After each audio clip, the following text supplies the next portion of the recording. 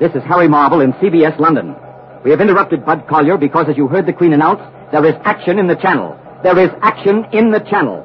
The British Admiralty has given us permission to call in our CBS correspondents, John Daly aboard the Revenge and Ken Roberts on the deck of the Ark Royal. We switch you first to John Daly, somewhere in the Channel.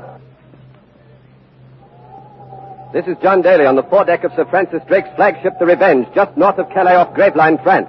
The English admirals have sprung a surprise with which they hope to cook the Armada's goose. They've launched 8 fire ships, have set 8 ships of the line of flame and are racing them in with the wind and the tide directly into the heart of where they believe the Spanish Armada to be riding at anchor. This is an airy sight, 8 flaming masses reddening the grey dawn, which is just beginning to break, huge moving bonfires over the angry waters of the English Channel. None of the ships in the fleet can see the Armada. We're tacking back and forth, waiting for some sign that will send us into action. The Revenge is second in line. The Ark Royal, Lord Effingham's flagship, is ahead of us. Behind us are Hawkins and Frobisher. We don't know whether the fire ships will strike the Armada or not. The Channel tides are tricky. The wind may change.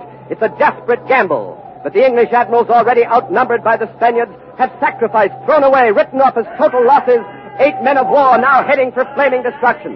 The Armada is presumed to be anchored to windward of the British fleet.